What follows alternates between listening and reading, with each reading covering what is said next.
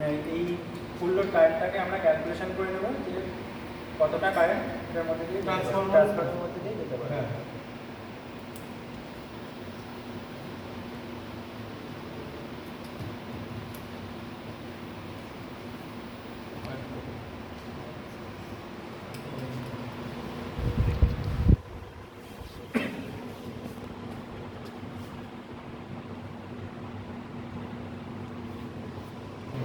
যতটা আমরা 2.4 অ্যাম্পিয়ার কারেন্টটা হচ্ছে যখনই আমরা এই অ্যামমিটারে দেখব তখনই কি করব আমরা ভ্যারিয়েক দিয়ে যে ভোল্টেজটাকে রেগুলেট করছিলাম তখনই রেগুলেটরটাকে অফ করে দেবো, তাই তো?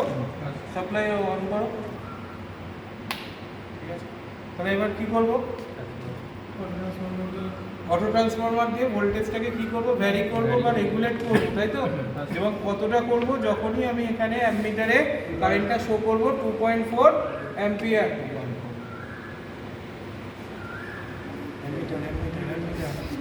অ্যামমিটারে দেখো কত উঠছে, স্লো স্লো স্লো করো,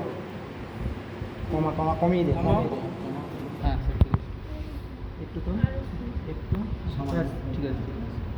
এবার আমরা কি করব, ট্রান্সমিটার দিয়ে আমরা এবার কারেন্টটাকে চেক করে নেব।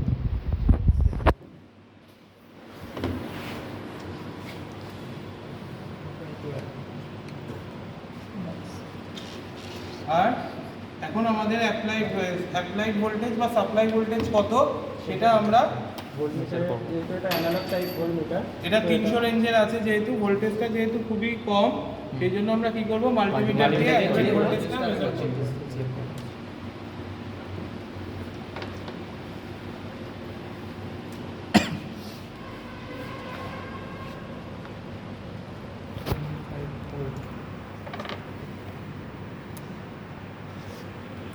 তাহলে এই দুটো রিডিং পেলাম, একটা হচ্ছে যে কারেন্টের রিডিং আর একটা হচ্ছে ভোল্টেজের, সাপ্লাই ভোল্টেজের রিডিং। তাহলে সেটা খাতায় নোট ডাউন করো।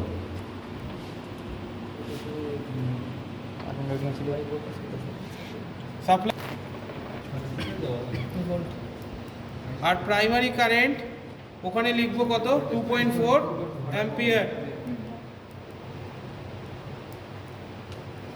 এবার দেখতে পাচ্ছি আমরা ওয়াট মিটারে আমাদের কপার লস বা আই স্কয়ার আর লসটা শো করছে। তাহলে কত শো করছে,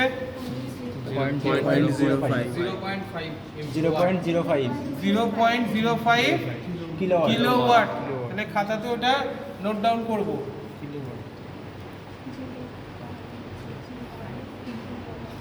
তাহলে 0.05 কিলোওয়াটটা কি, কপার লস বা I square R loss.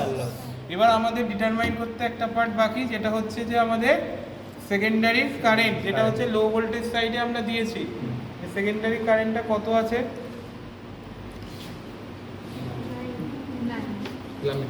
9 ampere. এটা আমরা আবার ক্ল্যাম্প মিটার দিয়ে একবার চেক করে নেব।